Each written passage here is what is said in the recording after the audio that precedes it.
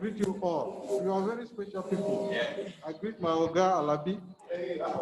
Good morning, sir. Good morning, everyone. I greet my Oga. You are welcome to the day 3 of the satellite broadcast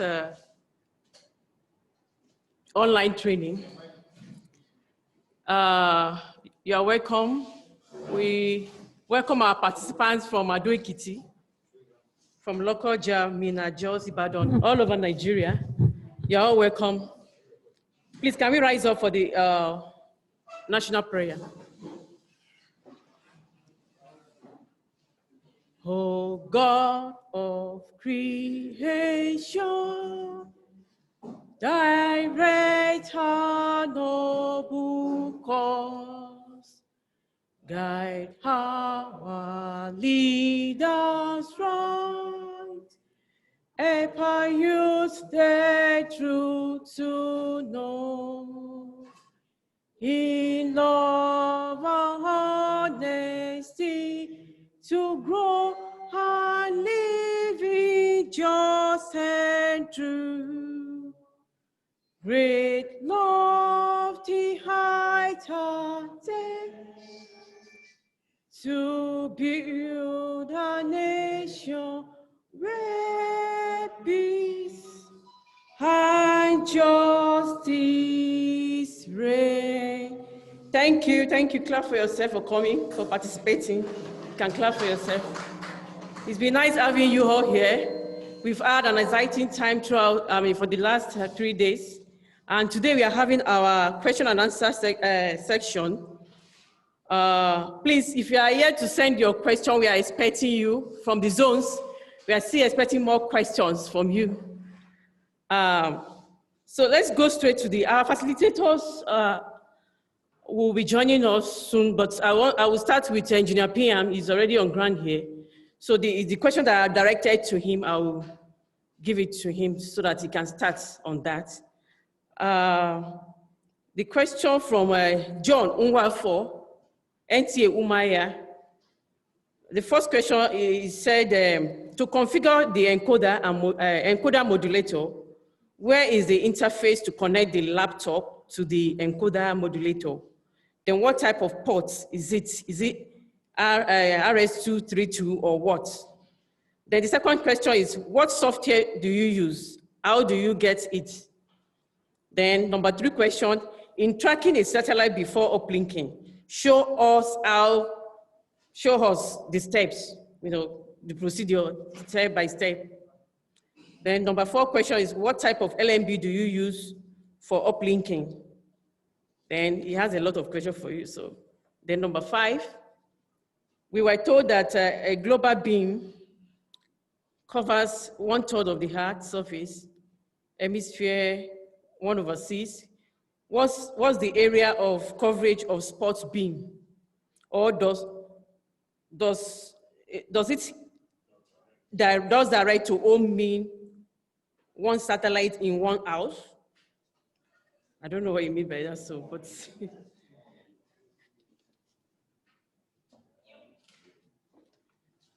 Okay, you can come up.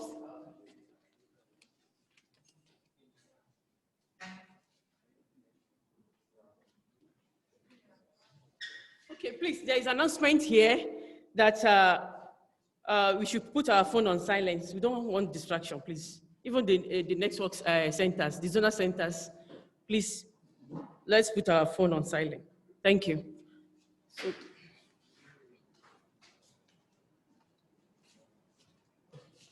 Good morning, my Ogas here, and my colleagues here in the stations. Good morning. My name is Pinya Joshua Hassan. I'll start with John Waffle. Umar here. The question is that to configure the encoder modulator, you need an interface, right? A port which you connect the laptop to the encoder modulator. Where is the port on the encoder modulator? Yeah, sorry, I was not able to show you that yesterday. But behind the encoder modulator, most of the equipments come with interface, RJ45 ports, which is 100 megabytes per second in speed. And most of them also have these gigabyte ports. Mostly the gigabyte ports is for IP transmission. But for the interface with the laptop, What you need is a patch cable and the 100 megabytes per 100 Mbps, which is just behind the encoder modulator or the modulator or the encoder. All of them have that interface. Then, okay, what type of port is it? As I just said, it's an RJ45 port, an Ethernet port. What software? You don't need any software. All you need is on your laptop or your system, what you need is a Chrome, just an internet browser. Now, every laptop by default comes with an internet browser. Some people do install Firefox. But most of the times you find out that people forget to use Chrome. They always like using the internet browser, which is much heavier than the Chrome. Now, the disadvantage of using the IE, which is the Internet Explorer, is this. You need a higher version of 8.0 and above to access most of these modern equipments. But the Google Chrome, whether you update it or not, you can always have access. So once you use the Google Chrome, all you need to do is to type the IP address of the encoder modulator there and hit enter. It will take you to a page where you need to log into the system by the password and username. So each of them has a password and a username by default, unless if you decide to change it. Now, in tracking satellite before uplinking, do you first, yes, of course, Mr. John Wafu, before you even transmit, the first thing you do is that you must make sure that you align properly on the satellite. Because if you don't, and you start transmitting, you find out that you are hitting somebody. And what I mean by hitting somebody is this. You will be interfering on someone else's transmission. And by so doing, if you push a higher power than his, you will knock him off. And you can just imagine that, okay, somebody from Port Harcourt is sending a feed, and the governor there paid for live coverage, and at the heat of the coverage, somebody now in Kano has not tracked properly and decides to hit the man on Sat1. He will not go blind on a live telecast. So what you need to do is you track properly using your receiver or decoder. Once you do that, you have bars there that will tell you that you're aligned properly or not. You do your azimuth, you do your elevation, all this so that you align properly before you transmit. And most of all, before you even transmit, we have the dump site here, which you have to call them and ask them for a frequency that is free, which you can use. They will tell you the frequency you will come up on, and they will monitor you. And ideally, by default, you're supposed to call before coming up, and after your transmission, you're supposed to call and say, I'm done, and I've done my career. Now, for the global beam, I think that one, ED will do justice to that one.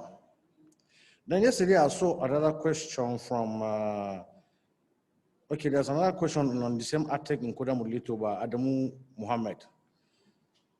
The question is that the ATEC encoder modulator, can the modulator be deactivated and used as an external modulator instead? And can the encoder be also deactivated and used as a modulator? Yes, for the ATEC encoder modulator. On the first slide yesterday, or the first page yesterday on service, you find out that you have a place where they say ASI mode. When I tapped the drop down, it was continuous or encode.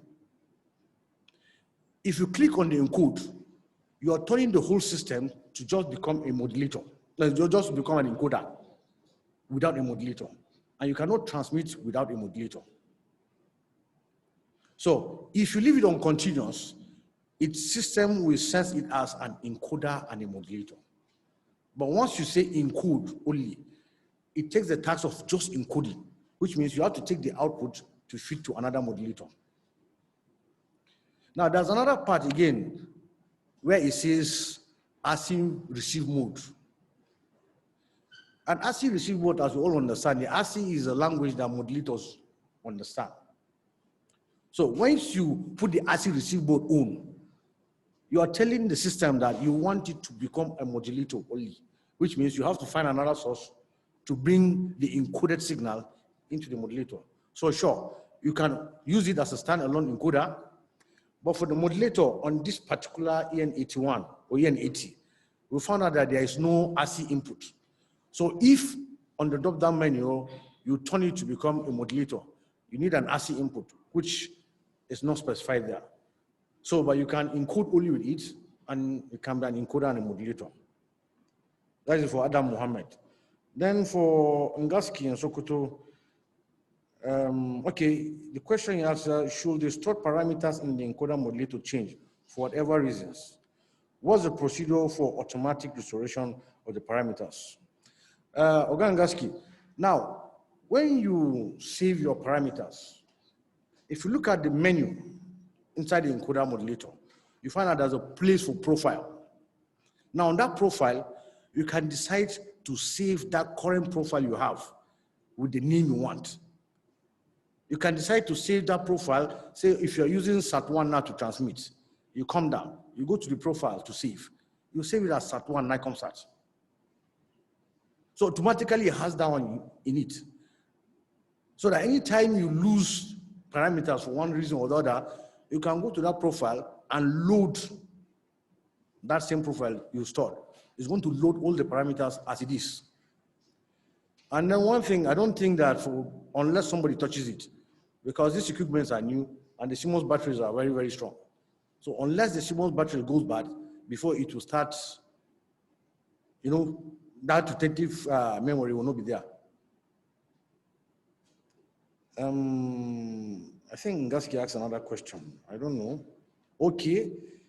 He asks, how is the iDirect 10 megahertz connected to the BUC? Okay, Ngaski, thank you very much. I just forgot.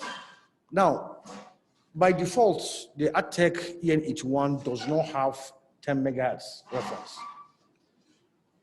It's a feature that if you want, most of the times you let the company know that you want these additional features on the encoder modulators you want to purchase. They now give you extra cost. But if you just want to buy the normal one, you find out that most of them might not by default have that 10 megahertz reference. And for a BUC transmission without a 10 megahertz reference, there's no transmission. So the EN80 does not have that one. But there's a way, like NTA Bauchi, NTA Makurdi, I was optioned, they had a problem. Bauchi was the first. The CPI BUC had a 10 megahertz reference inside field, so they could not transmit. So what we did was that every station, I believe, because there's this installation of 2.4 meter dish for broadband. So all of them were given an iDirect modem for that broadband. So every station should have that. If you take that iDirect, by default, whether that iDirect is working, when I mean working, whether the memories are okay or not, whether it's properly configured or not, by default, it gives us 24 volts DC and that 10 megahertz reference. 24 volts DC and what? That 10 megahertz reference by default. So whether it is good or bad. Now, this is how you configure it. You take your L-band output from the encoder modulator on an RF cable or coaxial cable. Then you need to take the output, which is TX, from the iDirect on another RF cable. What you need to do is to combine them. You have what you call a combiner. You can have 2 to 1 port, 3 to 1 port, 4 to 1 port. They are combiners. And these combiners are built in such a way that each port has a function. You find out that one port will allow voltage DC to pass and 10 megahertz. Another port will block the voltage and allow only the 10 megahertz reference to pass. Like the ones we use is a 2 to 1. And I didn't bring it, but a 2 to 1. One will take the L-band input and one will take the 10 megahertz. Since the BUC already has the power,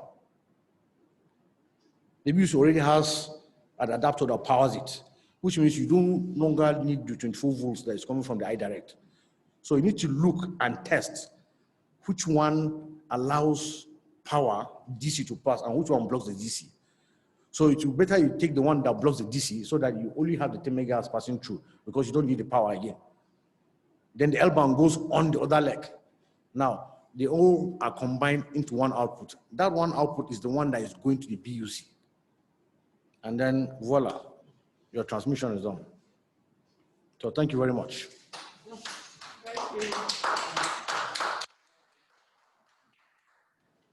Thank you, Engineer PM. Other questions on the, anyway, there's another question here from Channel 5. Tonchis Jakan. He said, why are 2 power units used on the modulator? Why are 2 power units used on the modulator? Then the second one is, do the encoders and the modulators have the environments that can be displayed on laptop? Yeah. Okay. Thank you very much, Engineer Tonches. I'm back again. Now, one of the units is an encoder modulator. The other one is just a modulator. The one you're talking that has 2 power packs is the encoder modulator, EN80 or 81. It is there because of redundancy. The 2 power packs there are there because of redundancy. In case one fails. With yesterday's Engineer Bakari's slide, if you see when you opened, you could see the 2 power modules there. They are there for redundancy. And at a point in time, one of them had a problem. When we discussed or called the customer care, the technical unit told me that you can actually use the 2 ports to hibernate and forcibly restart that encoder modulator in case you have a problem.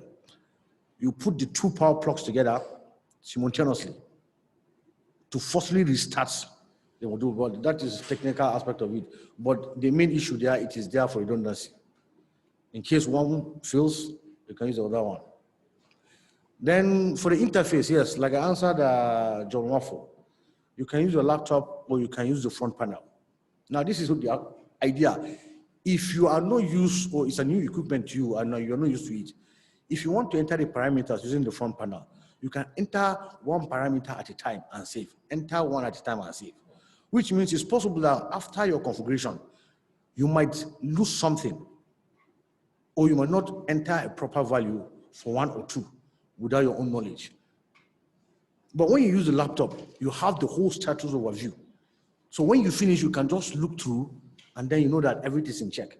Like yesterday, when we went through the Senko modulator, you could see that on the 3 columns, you can see a green dot showing that the whole part is completely configured and it's okay.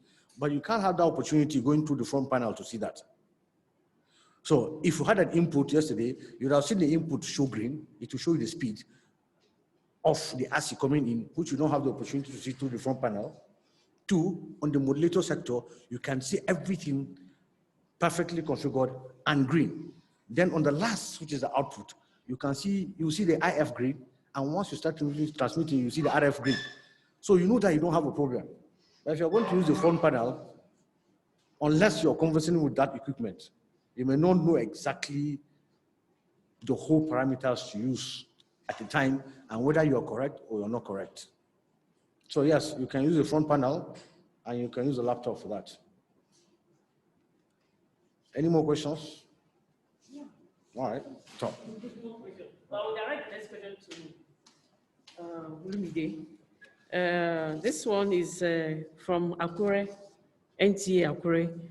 She said, we usually experience a situation where we'll be seeing Sonar Studio on a standby instead of the currently running program. Maybe instead of the off here, I don't know what she meant by that. Okay. On the TVRO strong output. What is the technical reason for this? And what is the best solution? Right.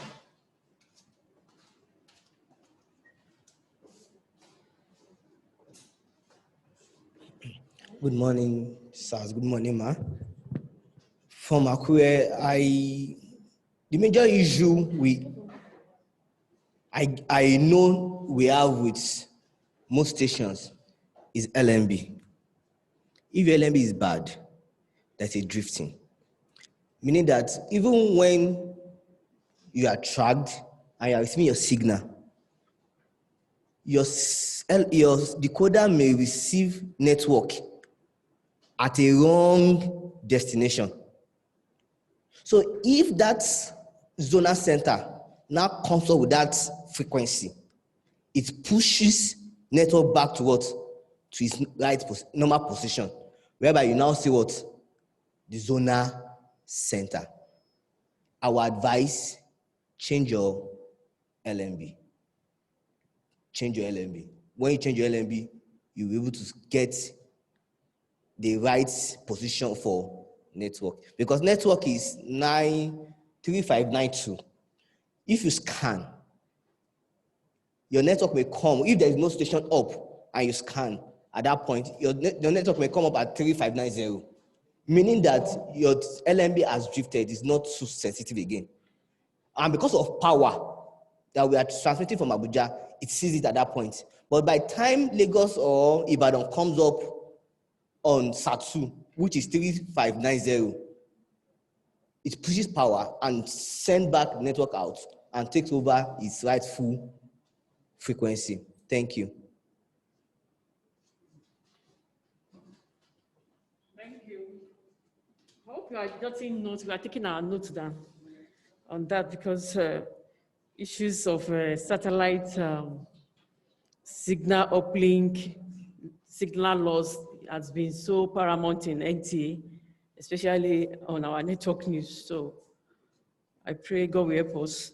Then the next question is from Tony Enugu. Tony Kube Gary NTA Enugu. He said, we use strong receiver 4940 for network transmission. How can we explain a situation where a zone standing by for contribution during nationwide or any other news will be knocked off, knock off our signal? They are the ones standing by, another zone knock them off. Suddenly, viewers will see a studio of another zone standing by to contribute to nationwide on here. This has been noticed twice. That means they have experienced that issue like 2 times. So what could be the cause of that?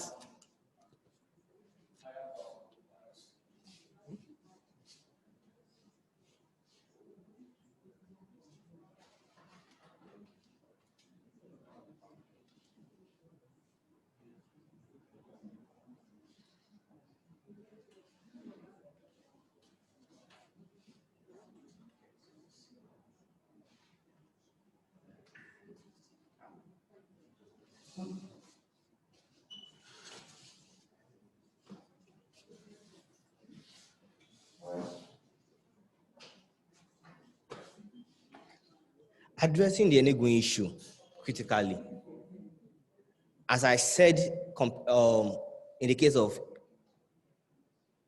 Akure, the major issue is between LMB and your decoder. It's between your LMB and your decoder. Depending on how sensitive your LMB is and how sensitive your decoder is. When you are scanning on your decoder, strong decoder does not give you the opportunity to scan in 2 megahertz. It sees it in 4 megahertz. Unlike a professional decoder that when you scan, it gives you that exact and precise frequency.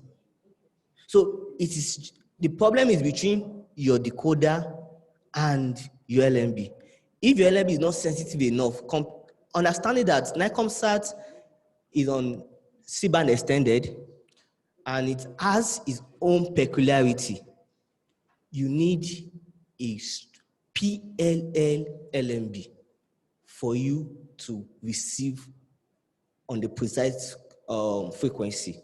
So if your LMBs are not PLL, you are bound to have this scenario in which a zone will push out your network frequency signal, and you see the zone. And maybe the zone at that point too is pushing a high power also. Maybe they're pushing a high power also.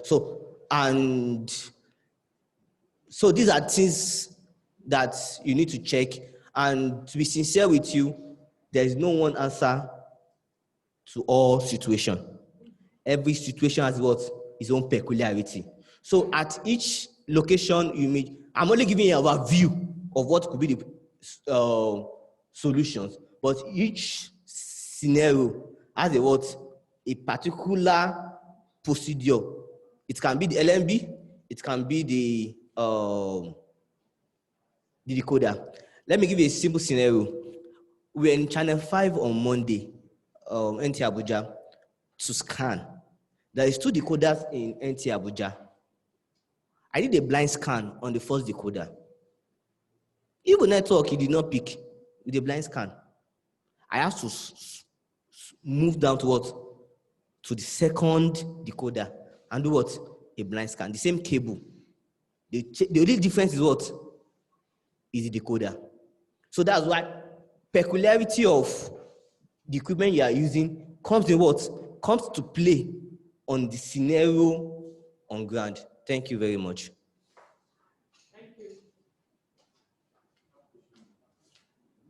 Thank you. Please, we want to let the zonal centers know that you can make a contribution from your hand. If you have a live contribution that, suggestions, advice, or enlightenment that you want to give on all the questions that are being asked, you can indicate on the software so that we can see you and you'll be allowed to talk. Please, I want us to recognize our engineer, Bruno Izerike. He's just walking. Yes. Thank you, sir. You are welcome, sir. All right.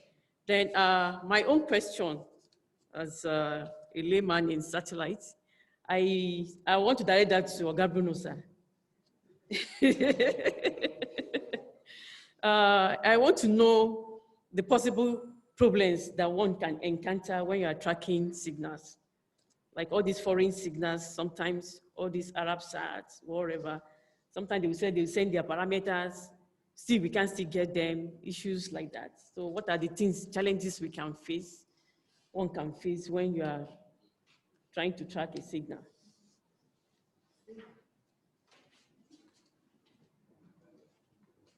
Good morning, everybody. Thank you very much, and welcome to today's meeting or webinar.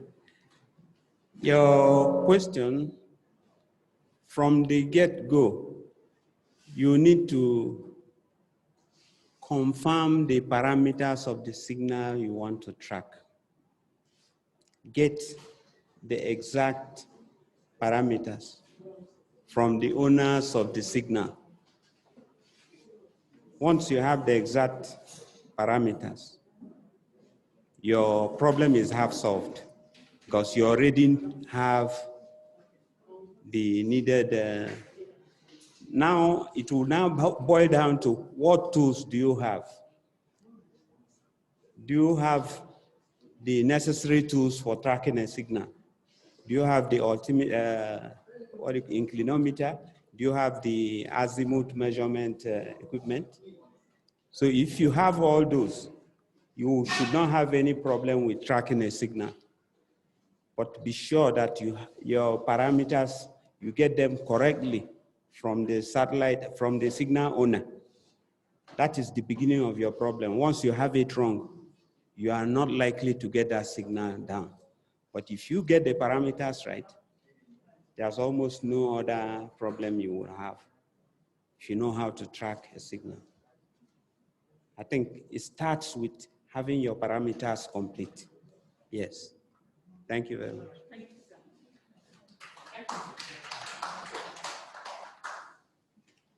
sir. Let's welcome our Executive Director of Engineering, is here, is around here.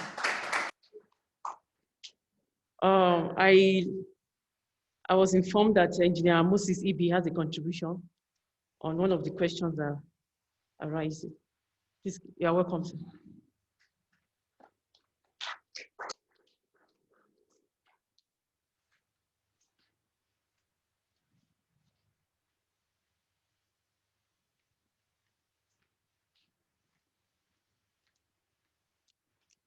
The ED, the participants, both here and the remote centers. Good morning, all. My contribution here is on satellite transmission. And I want to say that in satellite transmission, like some of our resource persons said, parameters are the gateway to satellite transmission. If you don't get them right, that is where your first problem will start. Getting the parameters right is the key. Now, secondly, it is the transmission that we want to do. All other variables in transmission must be key. They must be all right. Even your cable can cause you a problem in transmission. Cable. You hear about spurious signals. These are unwanted signals that are everywhere. If your cables are not well terminated, there's a possibility that you will pick up a spurious signal and it will be amplified and move through your transmission chain. It will cause interference, it will cause unwanted signal to be received somewhere. So when stations complain, most times, that one signal has overridden their own signal, I always think, among other things, whether their cables are well terminated from their receiving end, then from the transmission end also.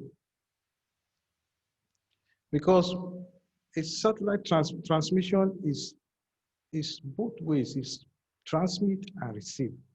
If anywhere along the path there's a problem, then the transmission will have a problem. So we need to be mindful of our cables, terminating our cables, mindful of our equipment. If the equipment is degrading, for example, our LMBs, 24/7 they are being used. There's a possibility of depreciation. And once they depreciate, like my young engineer here said, there will be a frequency drift. Once there's a frequency drift, even though you claim that your things are intact, you may not notice that there's a frequency drift. And the frequency drift may cause someone to receive you on both sides of the sidebands of your transmission. And once there's a higher power on the other one, it will knock off the second one. We have been having that experience here in the headquarters sometimes.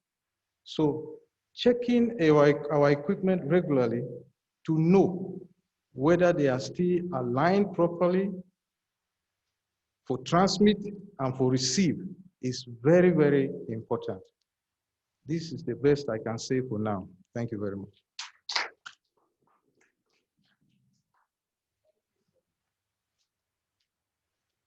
Yeah, all our facilitators are on ground. Engineer Sikiru Bakari is here.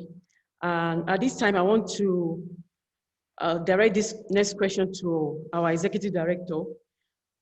There's a question that you should explain more on polarization. Yes, sir.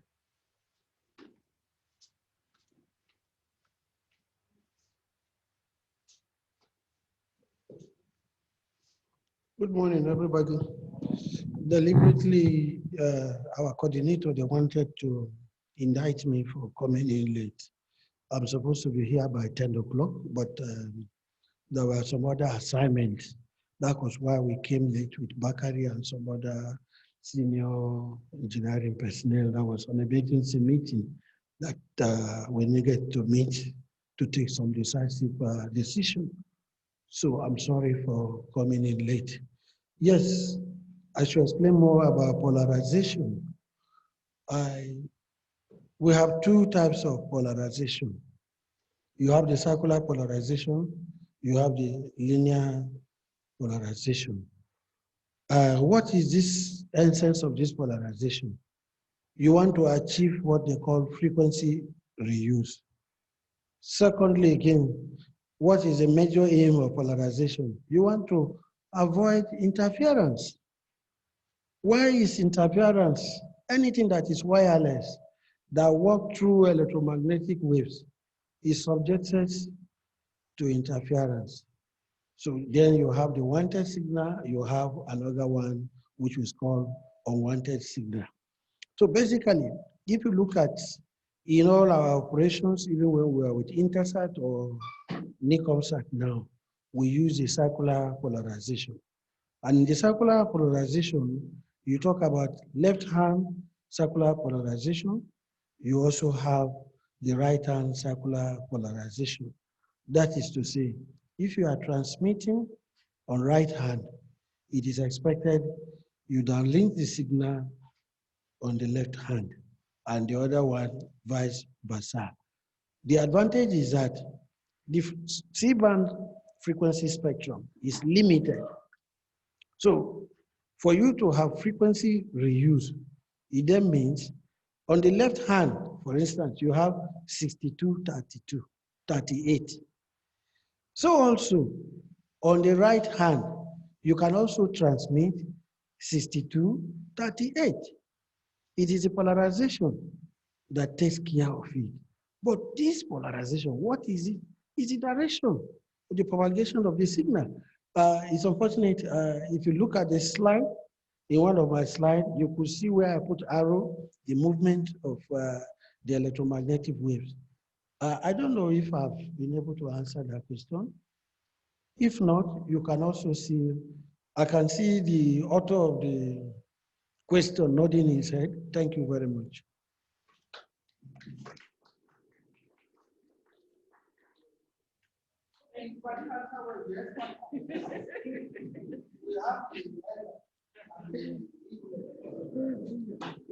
Thank you, sir. There is an announcement from the zones. They said they want the facilitators to be more slower so that they can, get all the things you're saying more explicit for their sake. All right. Then we are still waiting for contributions from the zones. Whoever has one thing or the other to contribute to this training. The next question is for Engineer Bakare. This is from NT Oshogo from Oladipo Ade. The question says, please, can you recommend an LMB and decoder best suitable for TV Harrow? Yes,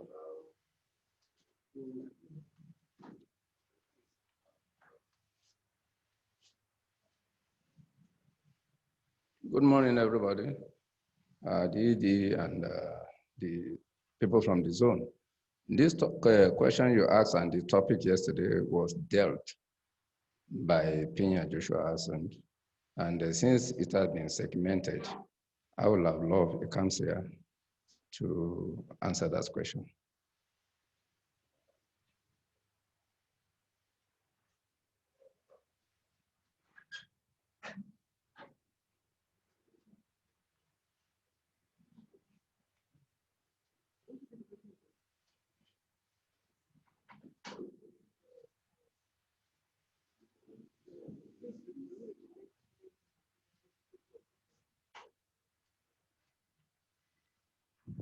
The EDs are deputy directors, assistant directors, my colleagues, morning sirs. The best LMB to use for TVRO for now, since we're on Nicomsat, is a first lock loop LMB. That's a C-band PLL LMB. Now, you'll find out that most of the LMBs have different specs. You have 3120, you have 3220, you have 3258. All these are different LMBs, and mostly, please, I'll still recommend NOSAT. NOSAT LMB, NOSAT PLL LMB. For the decoders, you can use the normal decoder we've been using around the 4940, SRT 4940 strong. But I just found out lately that the 4940 has not been in the market. But there's a substitute for it, which is 4917A. It's also a good MPEG-4 decoder for use. And I still want to throw some light on the question that the AD Inugu asked Tony about this frequency. Please, I think first of all, sir, you will need to start looking at your LMB, just like Olumide said. That LMB may be the cause of your problem. Thank you very much, sir. Thank you. They have informed us from Owerri that NTA Owerri is ready for their own contribution. I hope they are there.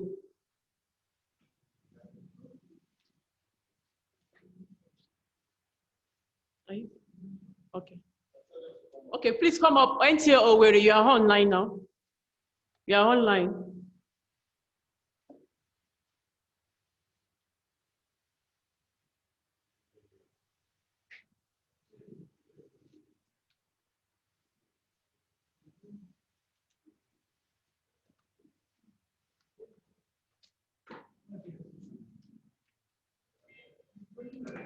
Okay, if they are not ready, are they ready?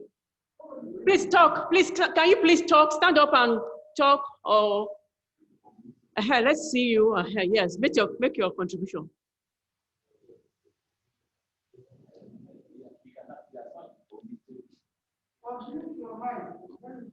Unmute your mic.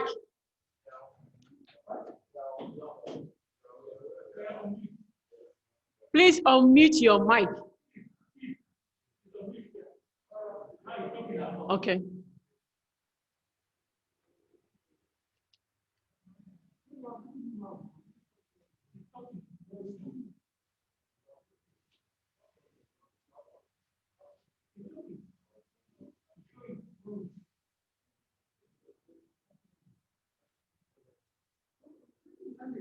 Okay. All right. You can send your text to the platform so that we can see the questions you're asking. All right. Let's go to the next question from NT Channel 5. And the question is directed to the Executive Director of Engineering. Why is satellite always inclined to ocean? E.g. Pacific Ocean, Indian Ocean, Atlantic Ocean. Then the second one is the satellite in space. Does it has only one antenna or more for downlink?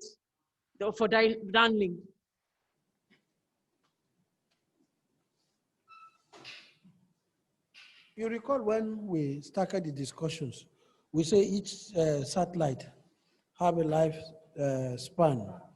The weight of a typical satellite is 5150 kg. So that is almost about 0.5 tons. So the weight is much. So normally, how they do it in a scientific way is that when you want to move it out of the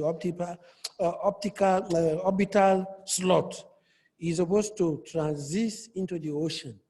And it is done in such a way of safety. You remember in one of our training here, we talk about safety. In engineering, design, in everything you do, you consider the safety of human beings. And that is what they call the sustainable development. The second question said, do you have multiple antennas on the satellite or the downlink part? No, if you look at the prototype satellite I brought to the class 2 days ago, there could be multiple antennas.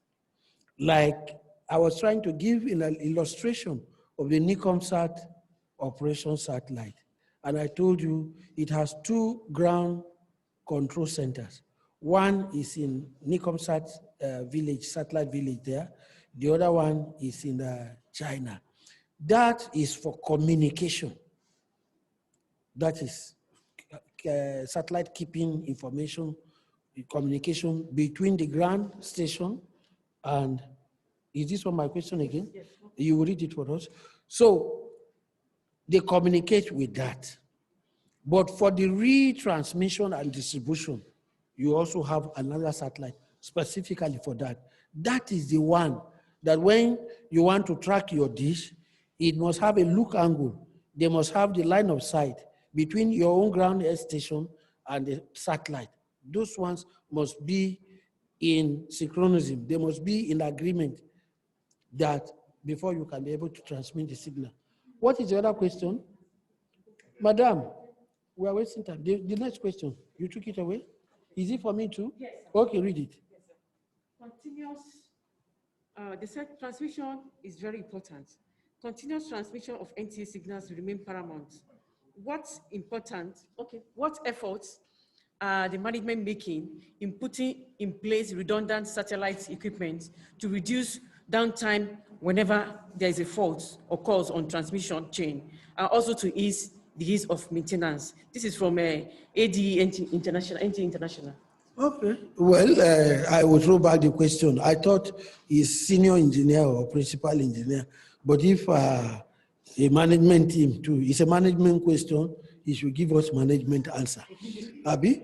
Well, I must commend that engineer. It's a very intelligent something because reliability, to be very frank, when we started satellite operation, Bakari, you remember in 1999, all the DSNG that came, they came with redundancies and they came with other options.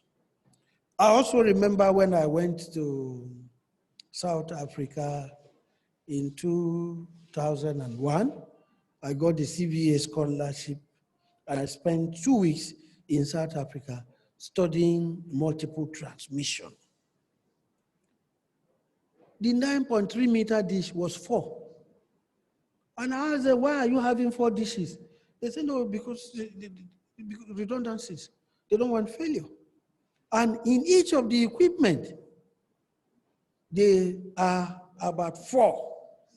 So all the 4 equipment are connected into a signal comparator that picks the best and pass it. So automatically, if one goes faulty, you don't need to do any intervention. But the only thing on your phone, it will give you alarm and tell you one of the encoder is faulty. You just drive in quietly, you go into the engineering stores, you remove that one and fix and remove this one, take it to the workbench, either for replacement or repairs. So also, in 2006, I went to BBC to do another attachment for 2 weeks. And at the Bush House then, but not television, that is for radio, I saw a mighty generator running simultaneously with the power supply, with the public power supply, with the UPS, all connected through another this thing. And they have automatic changeover switch. So you have about 4 different sources of power supply. It goes through a comparator. It picks out of the 4 the best. So at every time, you can have cuts in transmission. And another thing that interests me, I want to believe this is Senko Encoder. So this Senko Encoder, what I saw there, it will have 2 power supply sources from different sources. You understand? 2 power supply with power 1 equipment. But inside the unit, there is a sensor that picks 1 at a time. It compares. If this one is erratic or something is happening, you switch over to this. So when you operate in things like that, you have the best of the best. Yes, what you say is an ideal situation. But practically speaking, the director of procurement is not here, but the senior engineers that are here, Bala is here. We have been working for the past 3-4 days, battling. How can we do? The people who release budget every year, they are not engineers. They just come with a policy. This is the amount we are giving you. So it is not left for you to look at the amount and see how can you use this amount to bring out something positive, something that will be able to work. What the director say is the correct thing. At the moment, we are not even looking at redundancy for now. When you look at the DSNGs at the remote location, they are all on one leg. Assuming you take a place like NTA Port Harcourt, they have gone to Yenegua for a live coverage. And then 1 hour later, there is a breaking news happening right in Port Harcourt.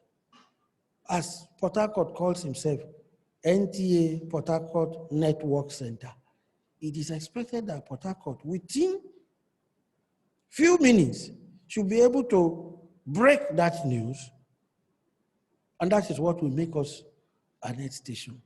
I think that is what we want to see. Out of the 10 zonal network centers, can we now have at least 5 or 6 that will have a redundancy? As they go out with the DSNG, they should be able to have an uplink facility at their center. Any breaking news, they should be able to transmit. You all agree with me? We try to make some effort with JOS, but I think unfortunately their BUC went faulty, and Engineer Bakari and others are working towards that to make sure we get it. It's really a big challenge when you don't have adequate funding to say you put redundancy. But if you have the redundancy, it will reduce our failure rate. But that notwithstanding, it is open to suggestion. The fact that I'm the ED does not mean I will know everything. If there are any other better strategy that any other person feels we can implement, our doors are wide open. Abi, Bakari. So thank you very much.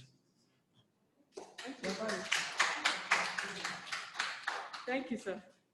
Yeah, I have another question from NTA Lokoja. She said, from Edit, NTA Lokoja. She said, we do experience loss of signals, and whenever they call SATCOM, they will discover that the problem is from their end. Then she wants to know if it is possible to know where the loss of signal is always coming from without putting a call to SATCOM before tampering with their dish. Then another question that we have. Okay, sir. Okay. So I got this.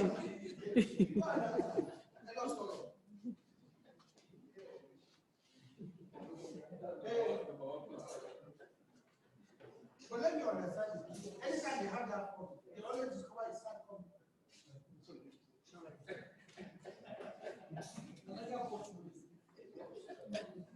Good morning, the ED, my bosses and colleagues.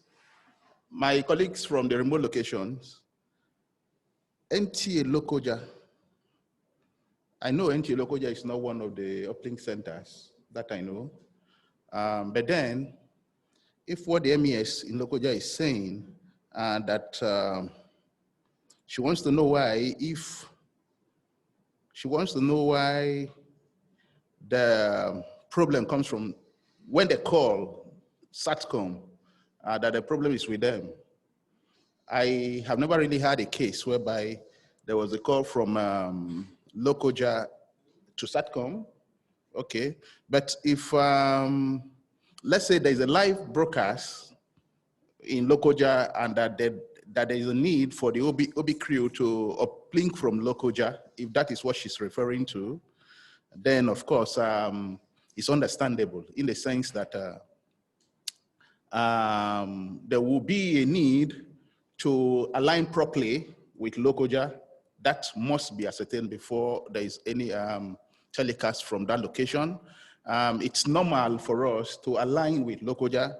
It's also normal for us to have issues, which of course will have to be sorted out before the program is transmitted. I don't know if I have been able to deal with this question, but certainly Lokoja is not one of the uplink centers which we work with.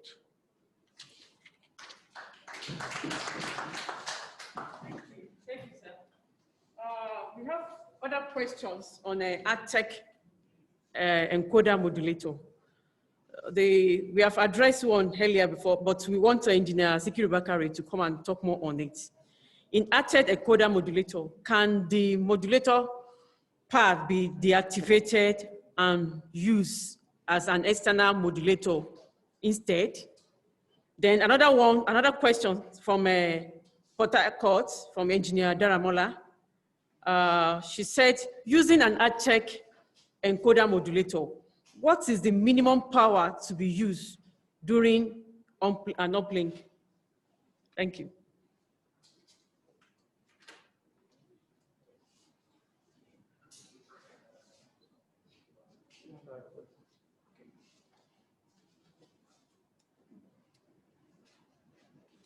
Thank you very much. We talked about encoder modulator yesterday, and the ACTEC is an combined encoder modulator. So the engineer wants to know if separately it can be used. Yes, it can be used. Just like when Engineer Pina was going through the configuration, there's a place he goes to and it said continuous, or you don't continue. When it's continuous, that's the time you use together. When you discontinue, that is when you can use alone. But there is a difference in this case. The difference is that if you look at the outputs of that AdTech, you have ASCII out. That shows encoder output. But you don't have ASCII in. Since they did not provide ASCII in, you cannot take another encoder output and put it to use the modulator. So what I'm saying in essence is that you can discontinue and use only the encoder with another modulator. But you can't bring another encoder and use it with the modulator. That means if the modulator is bad, it's bad unless you repair it. You cannot say, take encoder outside and use it with the modulator because the provision is not there at the back to see ASCII input, because the modulator input is ASCII. So where are you going to put the input if you have another encoder from outside? So if you can't use it. But for the encoder, the ASCII out is there. That means you can take your ASCII output from the encoder and put into another modulator. I think that answers the questions. You say if yes, if why. So that is that one. Then the question from Port Harcourt, she says that the minimum power to drive. Yes, for uplink, it depends on what you are using, and it depends on your alignment with the SATCOM. And that is what the ED was saying the first day when there was power uplink alignment to balance up. That each station will come up, we now see what power are you going to drive so that you don't interfere or overlap with another stations. And when you are driving the power, it gets to a stage. You can't do it alone. It has to be done with SATCOM. Because you get to a stage that you get to a stage we call saturation. Even if you continue to increase your power, you are increasing, it has no effect at all. But if you start to increase, it starts from minus 25 at Engineer Pia, am I right? Minus 25, from minus as you are going down, 22, 23, 15, that means you are going towards positive. That is the increase. And you now get to a stage that you now see that they will be watching here. But if you can see yourself, you can know too, if you do, you will see that your downlink, maybe your percentage is starting from 75, you are going 85, you are going 90, 95. You go to a stage, it just remain. No matter what you increase, it has no effect. Maybe you get to minus 5, or you get to minus 8. From minus 8, minus 6, you are going to minus 4, you are going to minus 2 to 0 plus, no changes at all. That means it has no effect, you're already on saturations. So to do this is not something I just tell you now that in Port Harcourt, because of the climatic conditions of every location is different. You go to the west, you can see the bush, the forest. You go to the north, where we can even use maybe like all these trunks, receiver, those 2.4 or less, you put it at Dama through somewhere. You just have a clear signal, no freezing, and you see your power, your reception, 90 something. You take the same 2.4, take it to maybe Abeokuta or somewhere. You see your reception, maybe even be 75, Even sometimes to get 75 is difficult. It may not turn green because of the geographical condition which was treated by the EDE. So for you to get your own, we have to align Port Harcourt or any stations with the SATCOM here because this is the receiving end. And until you are receiver, before your signal can be distributed. So to get your power, madam, engineer, you have to align with us. When you get to your saturation points, we tell you, and now decide this is the power you can be transmitting. Thank you very much. Thank you, sir. Please, the next question is still for you. Yes, sir. They said, this is from Sheung, NTA Ibadan. The local oscillator frequency in the modulator always have a fixed value. That means it is different from the transmission frequency. Which one is more susceptible to weather condition out of digital terrestrial transmission and digital satellite transmission? Then another question, I think I saw that on the screen. I think it's from Port Harcourt. They say, is it possible to downlink a signal without an LNB? Yes, I'm going to start from the rear. And what I'm starting from the rear is that rear question, everybody laughs here. Sorry, engineer, is a capital no. It's not possible for you to downlink with an LNB. How will you get it? It's just not possible. That's the answer for that one. You need to get an LNB. We have a problem like that in Lagos here. And it's not just LNB alone. It depends on the type of things you are using. Like the 1.8 we are using, which Lagos is using now, there is a diode which even do the conversion before the LNB itself. The LNB is there, but without that cap that has, I think, maybe an avalanche diode, does that conversion before it goes in. That's the design. So it's not possible. So, Sheung, oscillators are always fixed. It depends on the frequency the crystal is caused to. And once the oscillator is there fixed, it is your frequency that is coming. Because oscillator, most of them you say local oscillator. Yes, it's local because it's being generated internally. And when it's generated internally, you want your frequency to match because that oscillator now, whatever is generating internally, it goes. You can just call it a mixer or whatever you want to say. The one you are bringing is coming to the mixers to match together with that one. It is the one you are varying.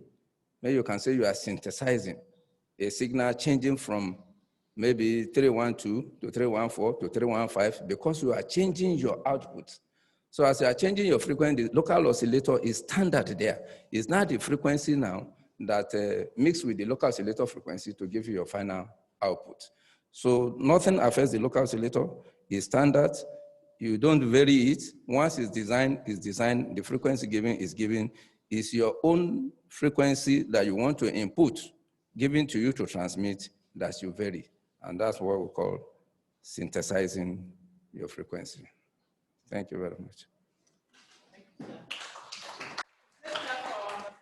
They are really doing well. They are really doing well. And at this time, I want to call on our executive director. There's a management question here. What is the plan B of the NTA management in signal transmission paraventure NICOMSAT fails, considering poor maintenance culture of African society? Thank you so very much. Unfortunately, I don't have plan B. Those engineers who worked with me last year during the election, when the DG directed we should move to Jaga, and he asked, is it feasible? I said, it's done. But along the line, majority of you will agree with me. When the man that came from Germany, Alex, he said, look, Moses, please, let's pack everything back to multi-channel studios. And I told the man, the mandate management gave me was not in multi-channel studios, but it's in Jakarta. He said, no, this won't work. With God, all things are possible. But people naturally will not say, Moses wants to be too spiritual. These are scientific things. There must be alternatives. Instead of you having plan B, You should work with what you have, get reliability there, and let it work well. When the DG forced us, after Bala designed the optical fiber and we are using that optical fiber, the DG insisted he wants alternative. Bakari, I know you and your people, you connected the DSNG. Did you use it for 1 second? Engineer Bala, your optical fiber, did you go off for 1 second? No. I don't believe in plan B, but whatever you are facing, face it fully. But then I want to agree with the person asking that question, because NICOMSAT have only 1 fleet of satellite. And when you look at Intersat, over 30-something satellites. Yes, we have fresh at the back of our memory, should in case NICOMSAT collapse or something happen, what is the way forward? Have you ever asked yourself, should in case Boko Haram or terrorists decide to bomb, God forbid, the headquarters of this place, what is the plan B? Those are security answers, and they are not meant for public consumption. But definitely as the Executive Director of Engineering, I know what to fall back on. But yes, we are all engineers. You want to fall back to something. Let me give you a clue. For instance, NTA signal is not just only on NICOMSAT. NTA signals is being transmitted on SES. It's also a satellite service provider. NTA signal is also in some other medium. So we could fall back to any of it. For instance, during the World Cup 2018, the game with instruction of restrictions and other things were able to adapt flexibility to whatever situation and alternatives and some other things. So there are multiple plan B, but you must be very careful. It's not every of your details you speak carefully. Like yesterday, somebody sent me a text. He says he's from the armed forces, something. He's enjoying this lecture. Well, it's an open source. I don't know how. I've asked the man, how does he even know my number? So when you come one-on-one, if I know your face, I will give you the plan B. If as an engineer you are not okay with it, we'll be able to reason together and put it right. But let me assure you, you don't need to panic. All is well. When I was in the FRCN, we wanted to move. We were in the 12th floor. The 12th floor is office. The original place where is the studio, don't go to that side. So I was planning how to go, and I was discussing, in the FRCN, we don't have executive directors. I was talking with the director news. He said, it's a very sensitive area. I wanted to do it next week. But immediately the man says it's a very sensitive. In fact, I'm doing it now. Unfortunately, the DG of FRCN was out of the country. So the person acting is not Moses. So they went and met the person and confused him. You are the only one who can talk to this Moses. He's a very mad man. And when he's saying this is where he's going, nobody change him. See, this is what he's saying. So the acting DG, Dr. David Anda, came. Moses, please, I know, I believe in this or this thing, it will work, but please, I beg you in the name of God, when the DG come, we can do it because the minister will descend on us. I said, that is not going back home. We are hitting the rock. So they tactically sent me out. I was in building KB, and one of the assistant directors called me. They have held emergency meeting. They are forcing them to reconnect the team back. But I'm a strategist. All the likely things they will reconnect back, I collected them from the studio, locked them up in my office. So they didn't know where to get the key. That was why he was calling me. I said, okay, thank you. You are calling me. Why are you calling me? He said, no, to tell me, and then if I can describe where I kept the key so that they can open it. Okay, sorry. There is nothing anybody can do. If the place will collapse, let it collapse. So few minutes later, the DG called me from Brazil. Immediately I saw the DG's call, I knew there was trouble. Moses, how is everything? I said, fine, sir. I said, but there is a problem. He said, hey, Moses, what is the problem? I said, the thing I have vomited out. The person you say you should ask me to swallow my vomit. What is that, Moses? Don't speak parable. Speak the language. Are you Big Sam that will be speaking parable?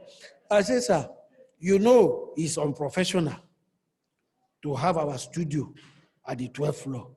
Their offices they converted. The conventional place is the 22 studio complex. And that is where we have gone to. And I don't know why these people are panicking. We have been there. They are talking about hiccup. It's natural there must be hiccups. And that is why we are engineers.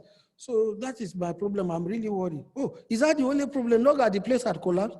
Moses, please go ahead.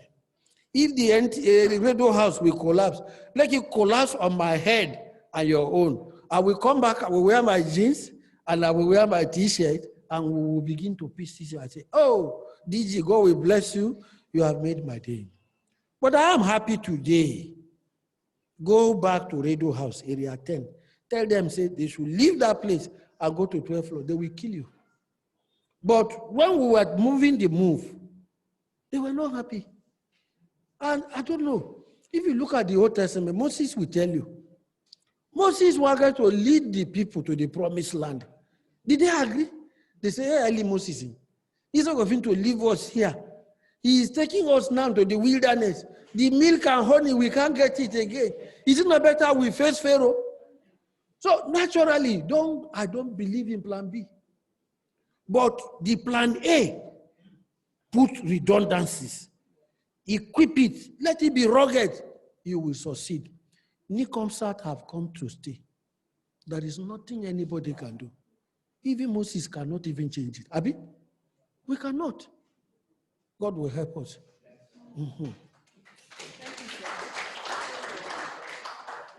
Thank you, sir. We can see that Nicomsat has really come to stay and we are enjoying their services. All right, the next question is for Engineer Ede Onobo. I think this phone is from Lagos, Abdulhakim. He said, I noticed that whenever we are trying to downlink SAT1 and SAT2, headquarter signal normally interfere with the signal, which makes it very difficult for a particular satellite to track. So the question now is that I noticed the difference between all Nicomsat frequencies is just 2 megahertz. Please, what is the effect of this on other Nicomsat signals? Then from NTA Oweri, are you clear with the question? Okay. I should read it again. That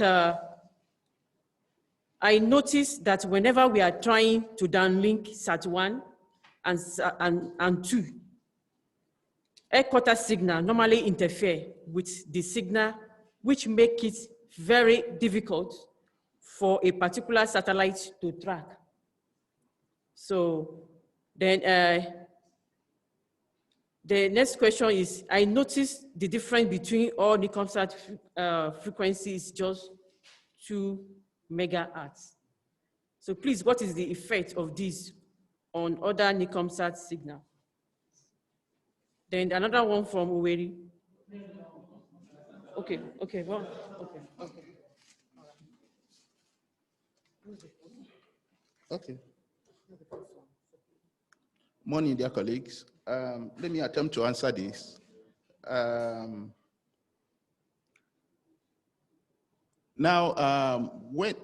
If I understand the question, if you are trying to uplink, right? Because here is downlink. If you are trying to uplink on a particular frequency, that there is always an interference, or occasionally there are interference from the network signal. Is that not the first question? I don't know what you use. If you are downlinking using your decoder, that there is always an interference that is from the network frequency. Now, I don't know the kind of decoder you use in that place, but I'm sure it's one of the strong decoders that has been installed, right? Our engineers that went around, Engineer Pina and Co., I'm sure it's one of the strong decoders. Usually, when you have such problems, we advise that you call. You call us in SATCOM, and then we sometimes guide. A few locations that have had such problems, what they did was to call us at SATCOM, and then we guide from that place. Please, I don't know, I would like you to, if you're still having this problem, I would like you to speak with me later, and then we'll see how we can solve it together. Our engineers at the location here with you will guide you on how to get that done. But I would have expected that we would have gotten, if this has been persistent, I expected that we should have dealt with this a long time before now. Now, the other one, the 2 megahertz difference. When it was partitioned, a decision was taken. I think Ogabakare was one of the members, and had to partition the 10 megahertz we acquired. It's the standard. It's a standard taken, a decision taken by management to engineering management to partition it like that. And we have not had issues from it.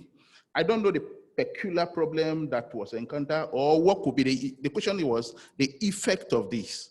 The effect of this is that we won't have interference. Of course, we won't have interference. We have been able to partition to have 5 frequencies in all, and we have not had interferences. What we had initially at the teaching stage, we have been able to clear with time. And now we are able to use the 5 frequencies simultaneously. And so far, so good. But in case there is any problem by the reason of this, I will advise this fellow again to call so that we'll see how we can deal with that. But so far, so good. All the 5 frequencies have been used simultaneously. NTA 2.5 on DSTV, use this one.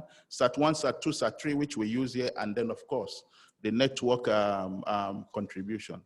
The distribution on network, which we have effectively utilized. Thank you so much. Thank you. There's another question that is from Gonzalo, our Lagos center. They want to know if you can link our network centers via optic fibers, and just like BBC and CNN. And that's a very big project. So I want our AG to talk about that.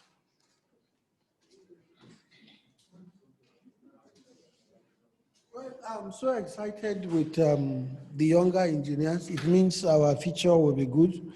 Yes, it is true you could use for optical fiber to link some of our operations. You recall in Lagos, when we were in Lagos, we have optical fiber from NTA Victoria Island to Iporin DS1, from Iporin to the stadium, from the stadium, another one goes through a ring network to Sakajuju and then back to NTA. But then we were faced with challenges of area boys cutting off the fiber, thinking they are armored cables. But that notwithstanding, optical fiber have a lot of advantage over satellite. For instance, climatic conditions will have nothing to do with fiber. The latency delay, when you say over to Lagos, you have to split the screen to create some little transition delay to deceive our viewers that the delay does not really exist. But in the real sense, when you look at CNN, they are coming from Georgia, Atlanta, linking to London. There is an optical fiber part that is seamless. You don't have any delay. At the moment, I know a committee is working. I'm a member. I think Big Sam, Laura is the one coordinating it. To be very frank with you, at the moment, that paper is under consideration. By tomorrow, 10 o'clock, The senior engineering members will be seated here to tidy up that paper with Limelight and Min1 in Lagos. We are going to be on Zoom to look at those areas. Tentatively, we are looking at the 13 uplink centers. How do we link them with optical fiber? In the last report Min1 submitted, some areas, they may not have fiber direct to NTA premises. They will link it with fiber, with radio, which is also a distance of 50 kilometer line of sight. But definitely, from experience, cost may be the major challenge. By the time you look at the cost of the optical fiber compared with the satellite, you will also discover the satellite is cheap. But in some critical areas, important areas, for instance, Lagos to Abuja is a frequent transmission. So we may, at the end, do some selective modules and pick some we can start with gradually, and then maybe in future, we transit to that. But you also know, those of you who are in Abuja here, between here and Stadium, we used to have optical fiber. What happened to it? As they are doing road construction, it was damaged. But it is in the developed countries. From the day they are planning everything, the part for optical fiber, the part for water, the part for gas, everything is clearly defined. Even though they are doing road construction any day, anytime, they don't damage it. Many of you, like myself, who live in the village, anytime we are going home, you see MTN, Glo, fiber people being littered on the road and being scattered. Because plantation of fiber cables on big project is big money. So it could be extremely painful and sad if you spend so much money and at the end, you can't get value for it. And that is one advantage of satellite over that. Because optical fiber, if you want to link it, you must go around the whole place. While in the uplink, the satellite, you transmit one point here to multiple people in hundreds, in millions. But definitely is what that is under consideration. And we have fixed that meeting for tomorrow, because I have no doubt in my mind, it will be a subject matter in the next board of management. So pray for us that it will fly, but certainly I know to say 13 network centers, that may not fly, except maybe miracle happens. Thank you. Thank you, sir. This question is from Meduguri, NTA Meduguri. We used to have problem during uplinking with our PUC during hot seasons. Could it be due to wear and tear? And is zones like NTA Sokoto experiencing the same problem? I don't know. So then Sokoto asked his own question. We were initially uplinking and downlinking with a 1.6 meter dish without moving the van. Altering the antenna position, suddenly we stopped getting the downlink. What could be our possible challenge? Then this question goes to Engineer Bakari, and he has to talk more on the previous question on the downlink of SAT1 and SAT2. Thank you.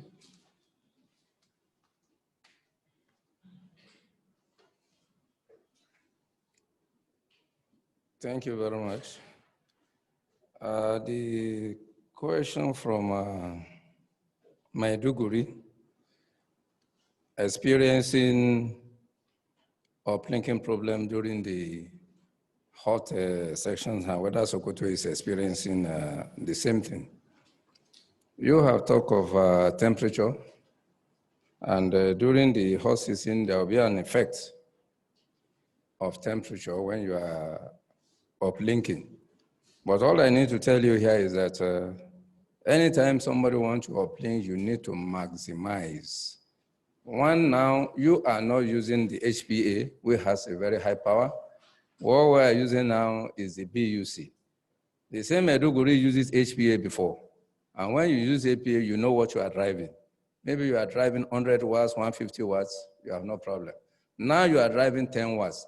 Look at the difference between 100 watts and 10 watts. Even if you don't maximize before, all you need to do is just to say you increase your power. Now you don't have that opportunity to increase power up to that level. So all you need to do to ensure you maximize your antenna so that you can deliver all the little power you are transmitting, so that at the end here, we can get a very good downlink result. It's not because maybe you are using the small BUC or you are using a low power.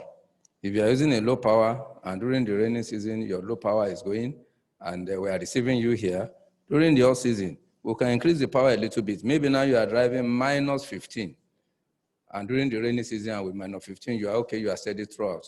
And when you now get to off season, all we can say, if you are properly maximize your antenna, increase from minus 15, maybe to minus 12, minus 10, and it should be there. There shouldn't be much difference on it unless you are not properly tracked. And the other one says Sokoto. What do you say Sokoto said? Sokoto said they were pointing. We were initially uplinking and downlinking with 1.6 meter. Yeah, yes. Without moving the van. Okay. Altering the antenna position, suddenly we stop getting the downlink. What would be our possible challenge? Yes. What you didn't tell us here, when you are uplinking 1.6 and you are seeing yourself, it's the same 1.6 now, which is the DSNG. As at that time, you are using your HPA, which is a 400 watts HPA, which I knew very well. Up to now, you still have it. If we allow you now, say, Sokoto, connect, because your HPA has a range that still covers NICOMSAT, which I particularly have tried with you. But because we are driving low power now, use your BUC, because you started with that HPA. If I say connect now, you connect, and you drive your HPA now to maybe 150, 200 watts, you will see yourself. But because now you are driving a low power, which is just 10 watts, you won't see yourself because the power is reduced. But the same 10 watts you are driving, if you look at it here in Abuja here, the dish we are using here is 2.4, which is higher than 1.6. That's why they see you here and still put you on network transmission. So all you can do now, get a 2.4, because we see you on 2.4 in Abuja, you are not even on 6 meters. Get a 2.4 there, and you will see yourself. And so that would not be your own downlink. But because of the power you are putting up and what you are driving now, the 1.6 is low. But if you drive that power, we allow you now say, okay, you can drive to maybe -2 or the whole power of that this in 0. You will still see yourself, but you'll have entered saturation. Because I know occasionally there are people like Joss. Sometimes Joss will tell me, maybe we are talking of the weather of Joss here and there. When Joss is driving like -4, -6, they will tell me with that 1.6 you are talking about, they are seeing yourself. Just like Maiduguri is talking of temperature here and there. Sokoto, you are in a temperate area, and that may make you not to see yourself. But that is it. You don't have opportunity to drive as high as 150, 200 you are driving before. Yeah. Because even here in Abuja now that we have one of our DSNG that is having HPA, if we get to location, we want to see ourselves, we have 1.8 meter dish, you have to drive the power high. Then you will see yourself. But that power is not what you drive, because you are likely to be overriding another one. And that comes to, let me support the EDE, that is Engineer ED, question that Abdul Razak has from Lagos on finding it difficult to get SAT1, SAT2, SAT3. You should know that the network here, we are driving it a little bit high. It's about 60 watts. Unlike the BUCs that at all the stations, you are driving 10 watts, and you are not driving the whole 10 watts. It's when you put all that you say you have that 10 watts. You start from -25, as we said, and you continue to increase, minus 15, minus 12, minus 10. So if you're on minus 10, you have not taken the whole 10. Maybe what you are just driving at the 10 watts is just maybe 6, 7, or 8 watts. So, but now the network we are talking about, I mean, I'm telling you now, is 60 watts. And we have to drive it high so that everybody, once you go out of your location, you want to track so that you won't have it difficult to ensure that, yes, what you are tracking is NTA. With the 1.6 meter dish, you use it to track NTA. If not, you go for a live program, you'll find it difficult. Who can drive very low here, even at 30? We'll see ourselves, but you that you want to track NTA, if we are driving 30 here, how do you see yourself? Your station that has big dish, yes, they will see you and retransmit. But yourself, how do you track? Because with a low power, 1.6 is small. You won't be able to track NTA. And until you track before you can transmit, so that they can now take your life here. And that's why here, it has to be driven a little bit high so that you can track. So since we are not driving high now, you will now see that the SAT1, SAT2, SAT3 is a low power BUC that is driving it. So it will be difficult for you to be able now to see that with 1.6 meter disk because your power compared with the network power is lower. That's why it's difficult. It's not that what you are doing is not correct. Then the Nikon side issue you asked, there is no interference at all. We are even a little bit higher. The 2 megahertz, which the AD SATCOM has said, yes, that's what NTA has. We have others that has lower one. Like GTV now is 1.7 megahertz they are transmitting. The PCM TV, their television station on Nicomsat, that one is 1.5 megahertz. So we even stand a better chance to be on 1.8.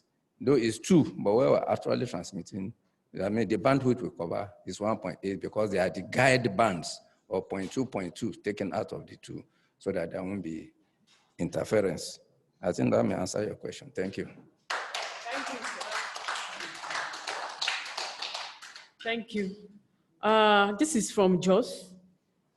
Dundle from Jos. Please, why do we have interference when uplink while a live telecast is going on?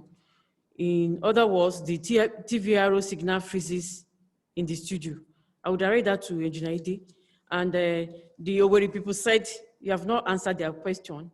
So they want to know that last year, while news is going on from Abuja Lagos Network Center, was seeing a caster making up in the studio alongside other audio filtering on here instead of the particular news going on from Port Harcourt Center. Then they said they always experience the same, but on changing the channel, the switching back, it tends to rectify the situation. Please, what is the cause? On switching back, I don't know. Then there's this question on the LMB issues. They say, is it possible to downlink a signal without LMB sensor attached to the LMB, for instance, the 1.8 meter flyover dish? So they resend the question again, I don't know.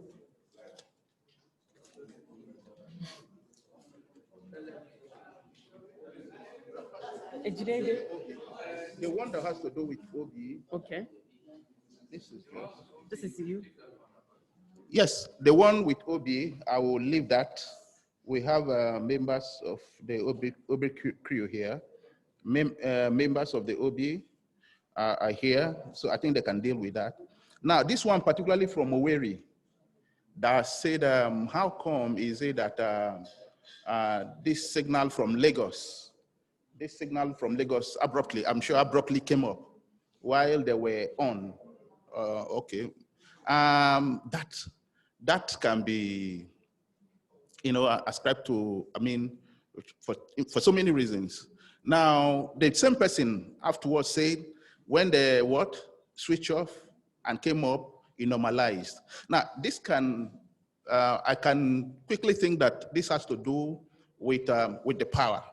Okay, we have had that experience a few times. A particular uplink center will come up on the, and then the other one will come up with a higher power. If we listen to Engineer Bakari when he came and he was trying to explain, he said, we will advise that you start with minus 20 dB, 25 dB, and then you keep increasing gradually. That is what we do. We try to guide from here. That is likely, in my opinion, to be perhaps an uplink center came up with higher power, which pushed off what was there. But this is what we do in SATCOM. When you are uplinking, we'll ask you to start with so power and begin to increase from there. I think this is why each time it's always nice to get your guidance from SATCOM. That's from Owerri. The fellow in Owerri would have experienced that because perhaps another uplink center came up with higher power.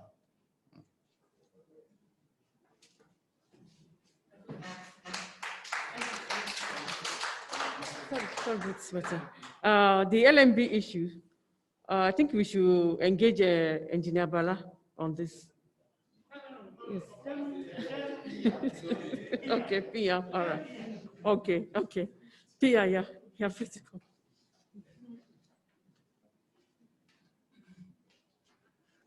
The EDA, my able directors, good morning. For the LMB, I think it's Coyote from Lagos. I read it.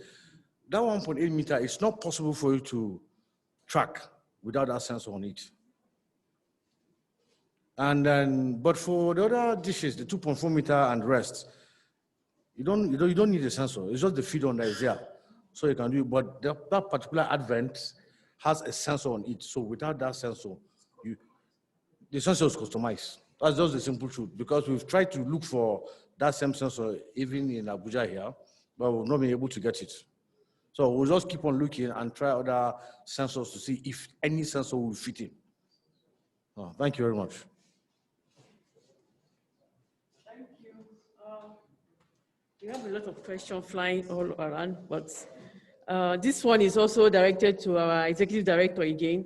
They want to know if NICOMSAT is deploying internet services. Is NICOMSAT deploying internet services? How is NTA benefiting from it?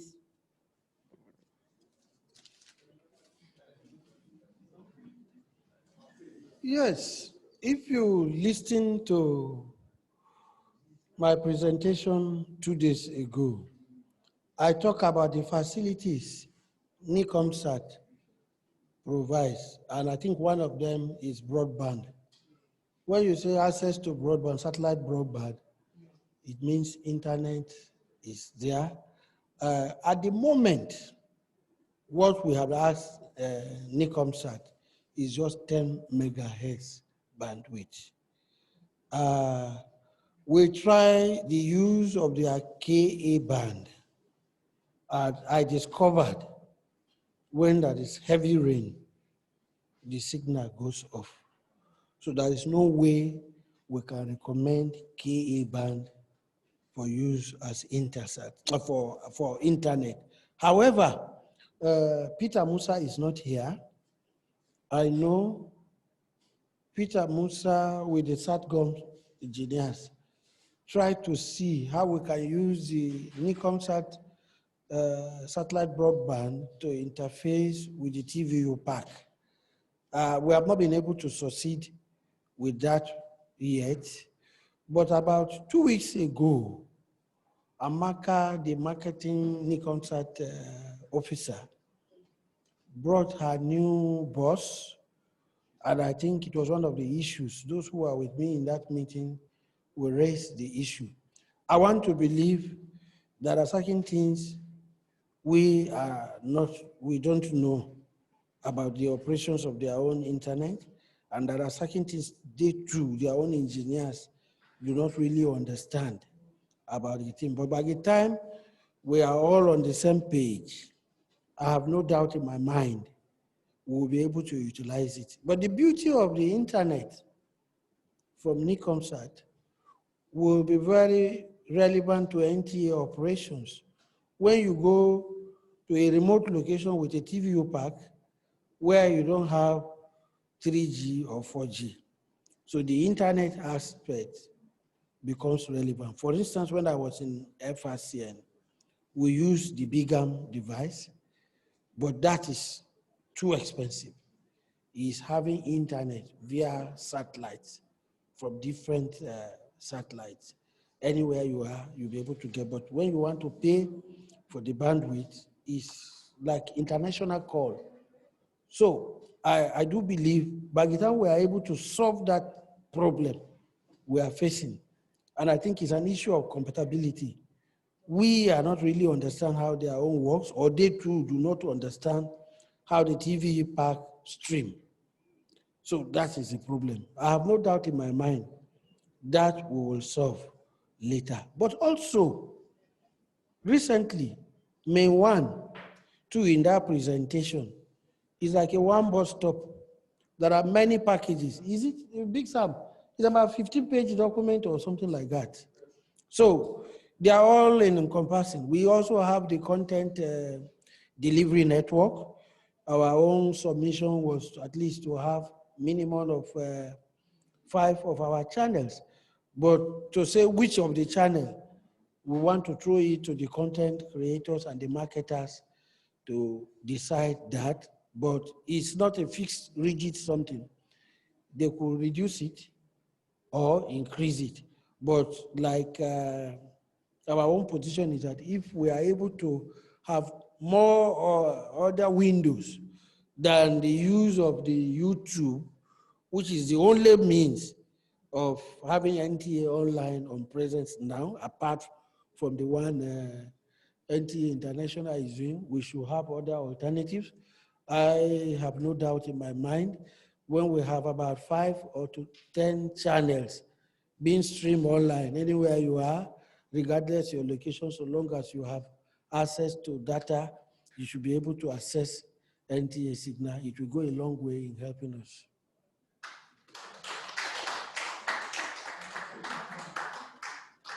Thank you, sir. The next question is for Engineer Bakari. This is from Sylvester from NTA Enugu.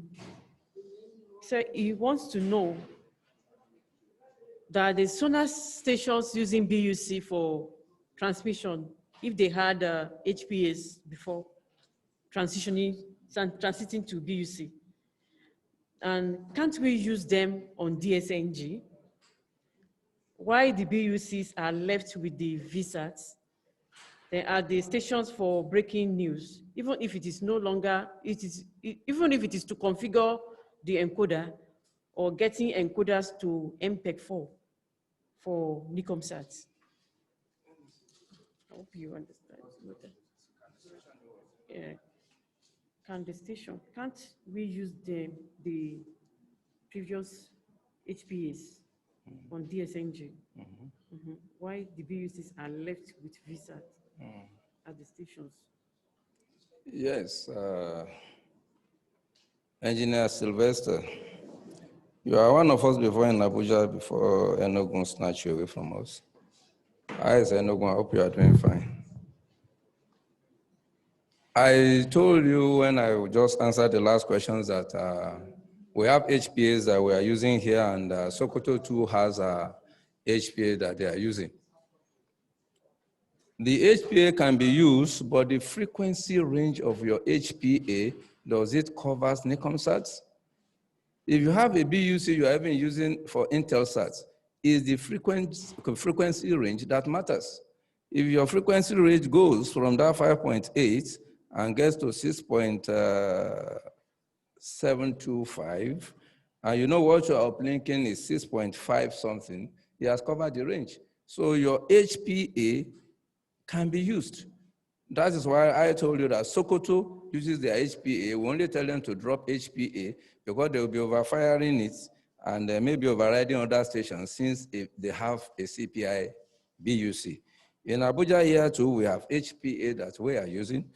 Our earth station Nicomsat in Abuja here, we are using HPA to drive it because the frequency range, and they are the old one we are using, just as you said before, that we are using, and the range. If check your own HPA and let us here know the frequency range of your HPA. The frequency range of your HPA covers that of Nicomsat, which is up to 6725. Then we'll talk together and you connect, we see how you go up. I know Benin too has a stellar HPA, which the frequency range should cover. So those who have it, it has not been withdrawn, those of you who are with it, but once the range gets up to 6.7, it can actually transmit Nicomsats. And your idea is very good that if the HPA is being used, then the BUC can be used for VSAT, and that will have now been a backup. That is when you're out of the station, and that's what the ED is saying, and that's what the program is working on, and that most of the zonal centers should have a backup. That means when you go out for live coverages, your contribution from your zone will not be disturbed. So if your HPA do it, so you'll be helping us, check that, let's work together so that your BUC can now be a backup for your station. I think, what other thing did they ask here? I think that's the question. Thank you very much. Thank you, sir. I want to thank all of us for all the questions and contributions.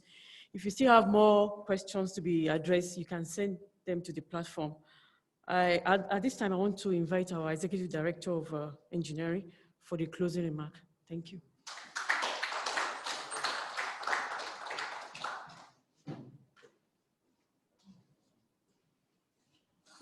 I'm so excited. To everything that has a beginning, there is always time to close. I want to thank all of you for making today a great day. Talking about satellite is not an easy thing, but I want to encourage all of us that this is just introduction to satellite. We need to read again what engineer, forgotten his Olamide, told us. Try to expand more. Also what engineer Joseph Hassan Pian, Bakari, our boss, engineer Bruno, they had shared the experiences they have acquired, some of them over 3 decades, 2 decades, 1 decade, and majority of what Bakari told us, you may not see them in textbook because these are things we experience when we face challenges, just like the last one he was trying to tell us. Theoretically, what he's trying to tell you is that Intersat is C-band. Nicomsat is extended C-band.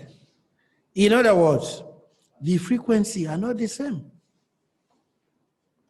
But because of their creativity, ordinarily in paper, we are supposed to phase out all the LMBs, phase out all the VUCs, the HPAs, and indeed even the antenna. But we said no.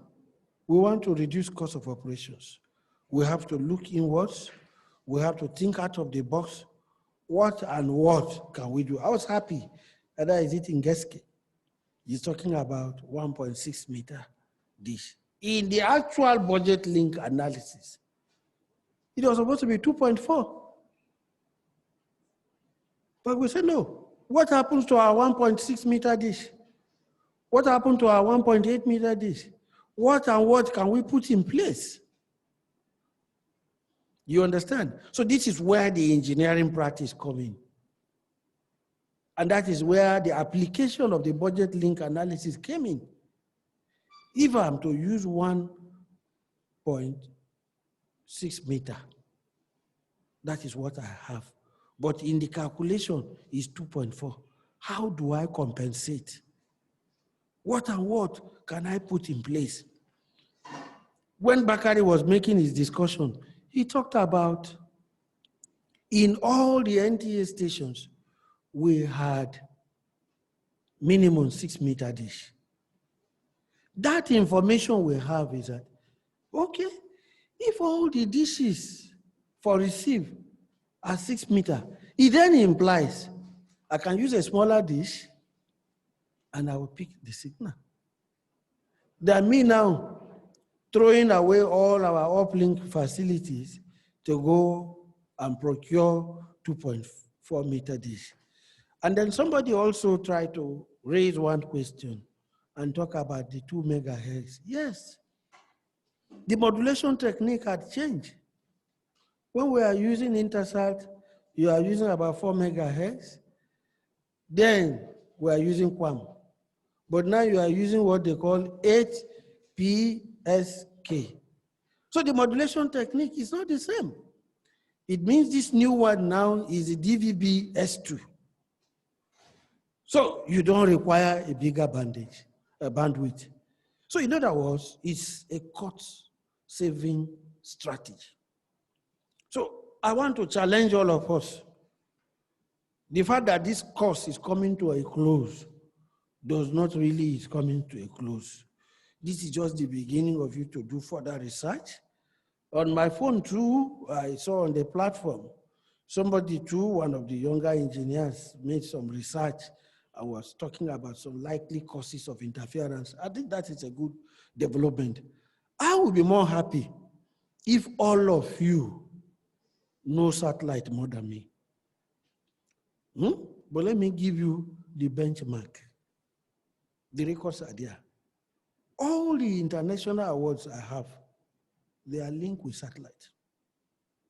It means satellite is the simplest one. If you are able to work hard, you'll be able to get an award.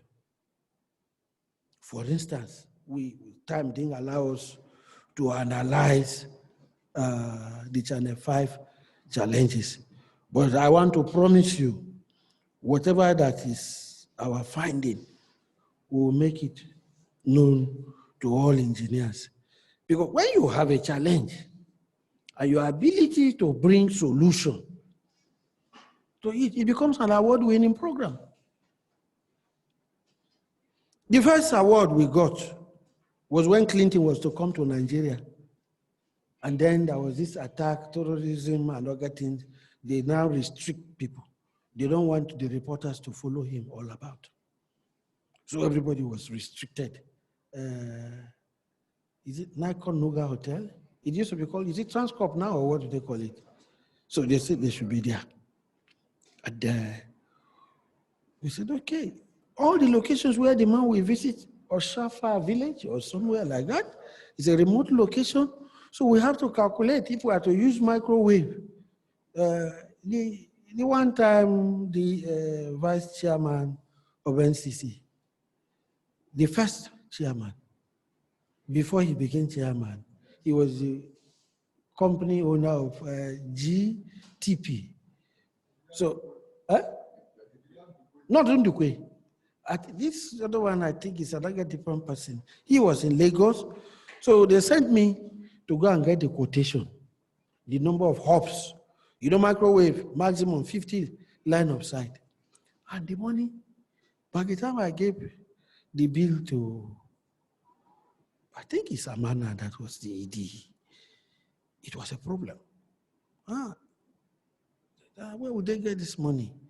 But then I've been doing some little experiment in my own local way at my own kingdom in Lagos.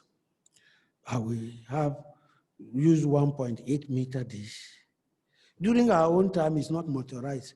You set it up. So with the 6.5 meter dish, I will pick the signal. So I told them about it. They said, okay, come and do it. Sorry, I must mention him. This PM, his father used to be our boss. Come. When I came in here, I connected the same thing I did in Lagos with 6 meter dish to receive. The thing couldn't work. We were using 6-meter disc. They said, the next bus, night bus, you go follow and go back. I just sit down to your. This satellite work can make you proud. It can make you to look useless. You are useless the day you uplink and the thing failed. But when it works, you are a hero.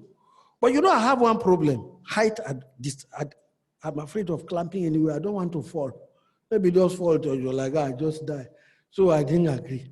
People like Peace will laugh. That wicked man will want to transfer me. But that will not block it. It will still come. But somehow, when Bakari clamp up, he moved the dish like that, something just occurred to me. Polarization, polarizer. And indeed, somebody asked me to clarify it. So he defeated home. You know, there is this white something that he immediately, we just saw it and said, Bakari, remove it.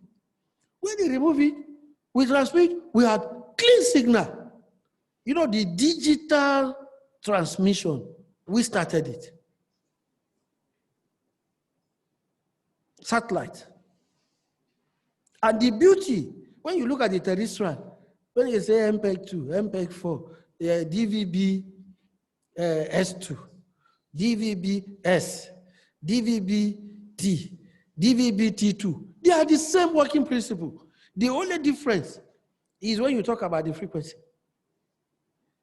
Immediately we got the clean signal, I relax. Thank God I won't go with the night bus again. So I packed my thing. You know, good news, travel fast. Quickly, Abana came, you want to see that? I said, no, I've closed shop. All this Sakara you do, which we do when we were old. So I said, I've closed the shop, no? So they said, I'll go and put him in the best hotel. I chopped their food. The following day, we put it in. And we just wrote about maybe 5 pages. That was the first award. All in my life, I don't know how to do PowerPoint. And they said, you are coming to talk, 20 minutes talk to the IBC, International Broadcasting Convention at Netherlands. I have written a 20-page paper. I will write. They said, no, it's only 20 minutes they will give you. I will rehearse it myself. I will rehearse it with my wife. She will say, yes, you didn't do well, you do like this. But when I got to Netherlands, one small boy said, no, you have to put it on PDF. I said, which one is PDF? So he now sat down with me. All these papers, you must summarize them maximum to 5 slides. The key points, you just talk, pick it, and discuss. So when I now pick it, he said, no, it's too much. The slides are too much. Reduce them. So I have a place where I was doing the power. As you increase the power, the size of the disc, the LMB, and then the adjustment. Because you are supposed to use 11 meter. That was the original budget link analysis. You are now using 6.5, but later we use 7 meter. I think it was a local dish. So the gain, you are not really sure of. So, and then the surfaces were not smooth, like we explained.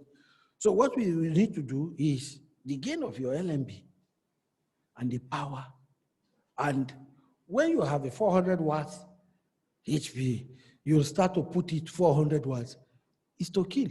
So you must maintain the distance. So, and then I made that presentation, and I think it was one of my happiest moments in my life. You understand?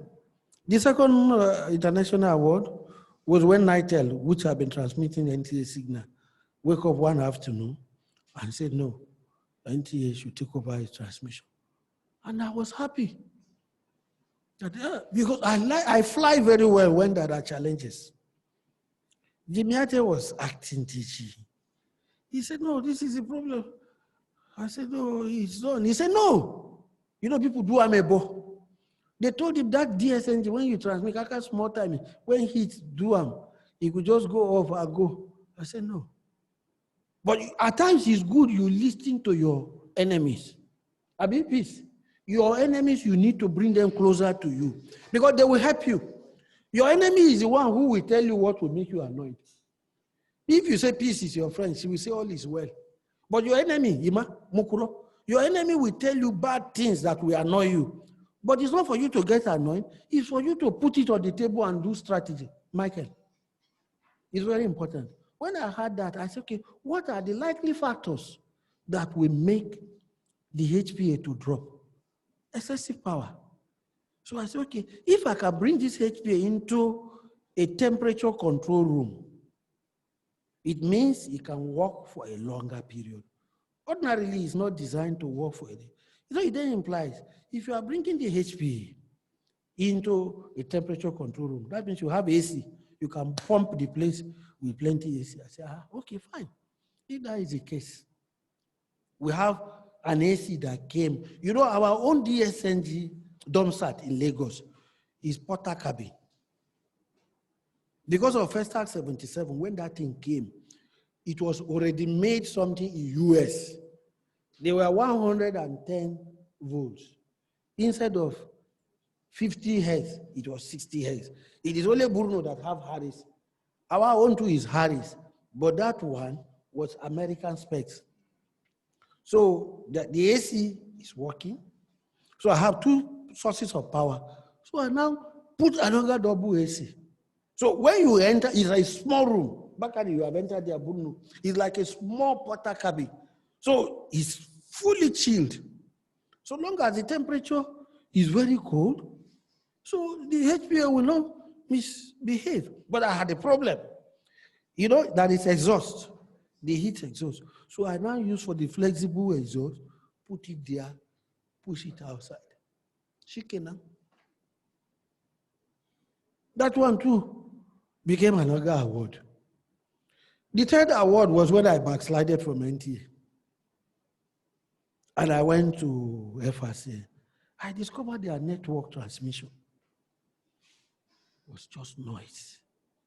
They are using what they call shortwave.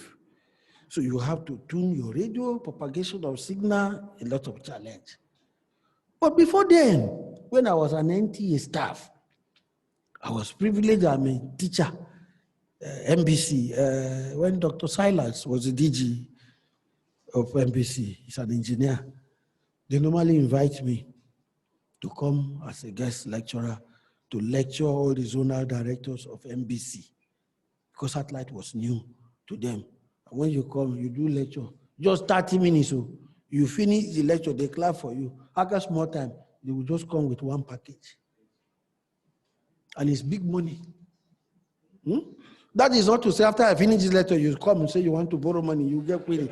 So we were able to do all those things. I have been experimenting.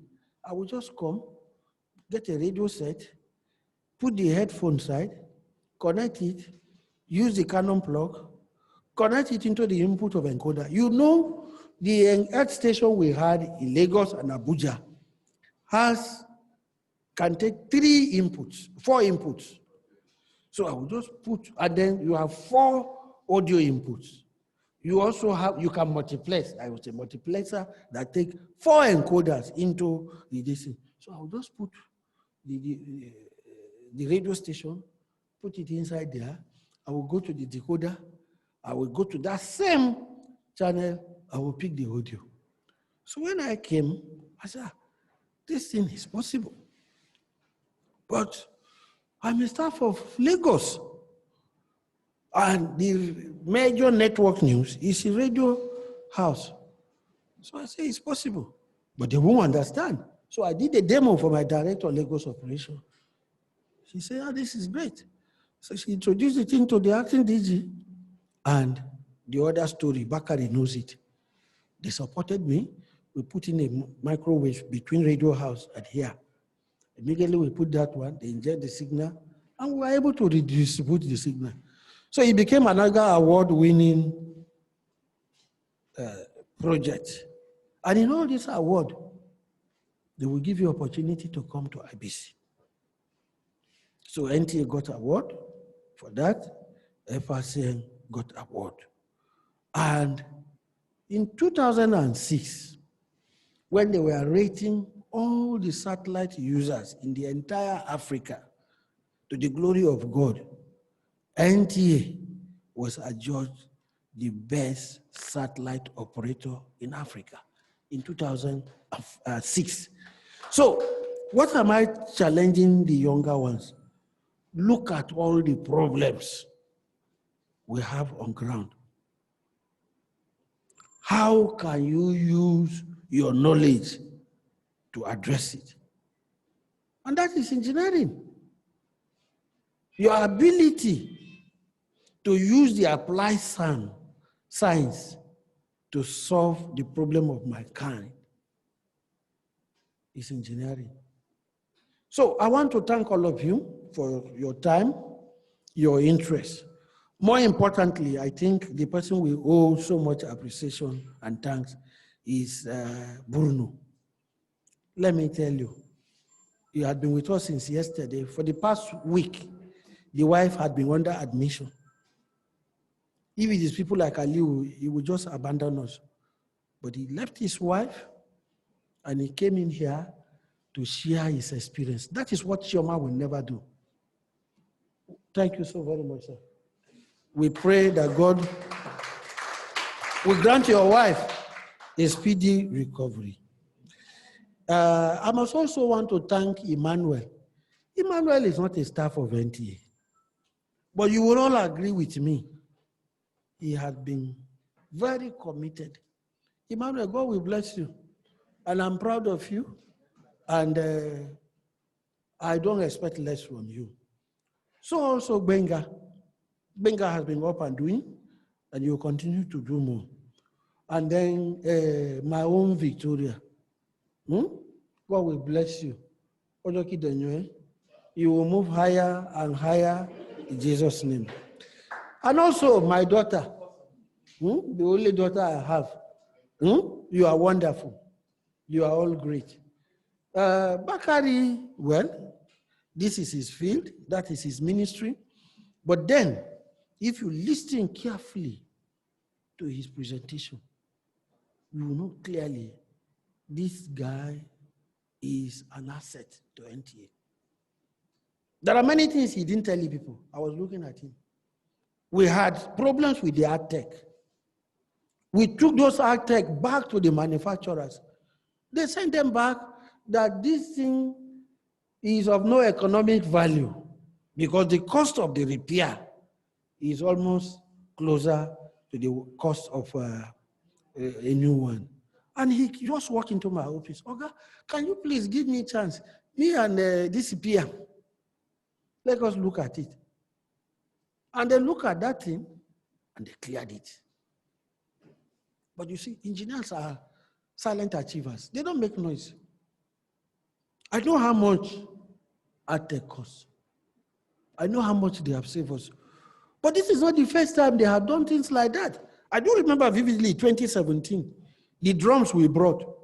In the process of trying to play around with them, one crashed, it had serious problem. PM single-handedly fixed it.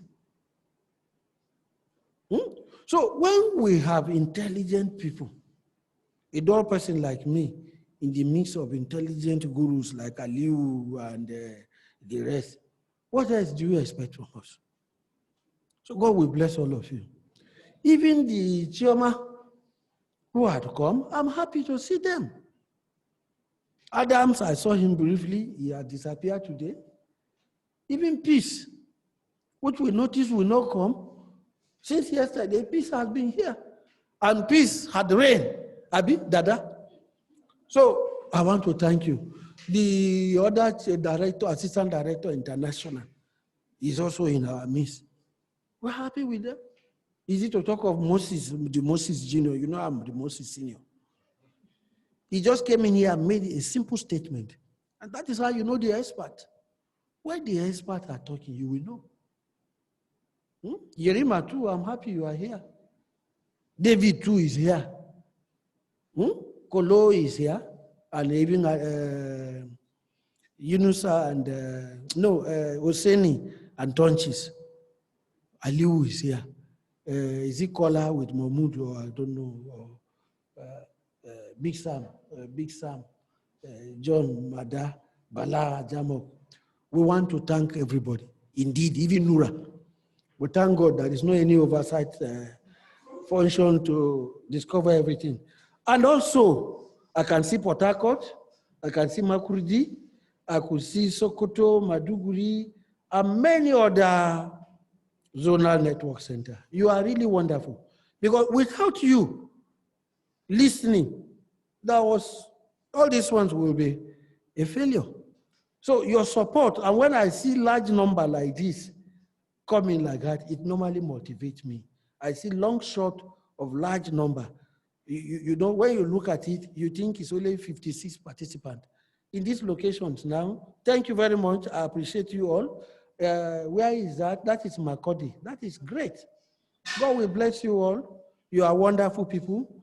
We are grateful. Akure too is here. Benin is here. Well, Benin is a stronghold. When you have Nicholas used to be one of my strong students, and then you have Muhyiddin and Bention. So I think it's another hope. I am happy. By the time I will be leaving NTA, I will not live here empty. I will have replicated many Moses. My prayer is that God will keep you people in good health and then continue to upgrade yourself, continue to make yourself relevant. Knowledge is power. Knowledge is mobility. When you equip yourself with the relevant skills and technology, you can face tomorrow. Anything can happen today. They say, okay, all the NTA staff, you are hereby sacked. Everybody reapply. Many people can't come back. But that wouldn't be your own case.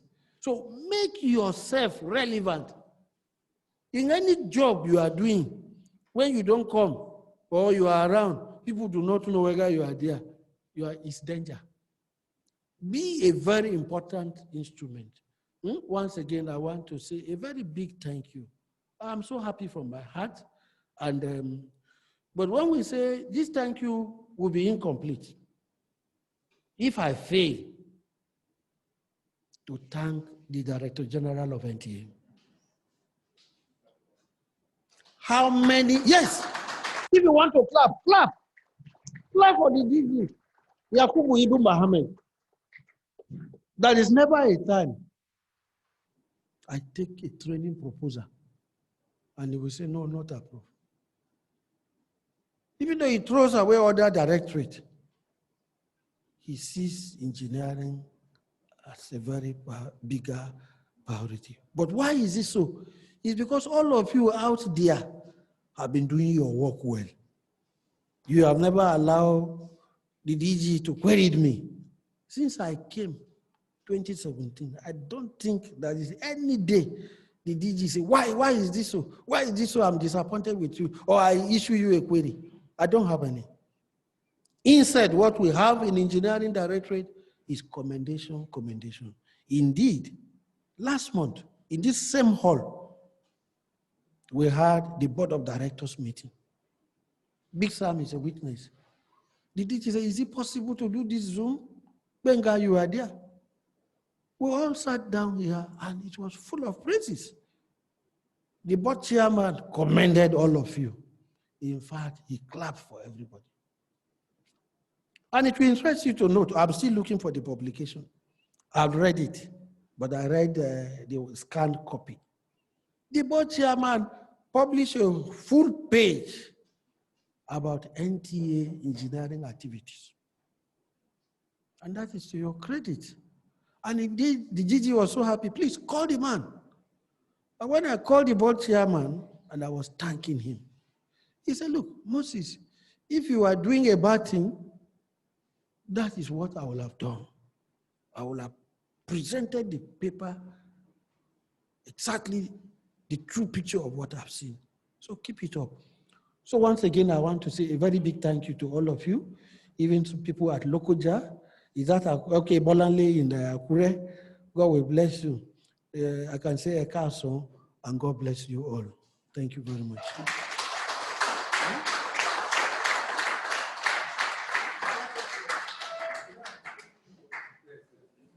Thank you, sir. We have come to the end of this exciting training. We want to thank our team of facilitators for their wonderful presentations. I also want us to know that our next training is coming up in September 8th to 10th. Our next training is coming on September 8th to 10th on transmitter operations and maintenance. So thank you all for coming. We appreciate you. Please take your refreshment on your way out. Thank you also.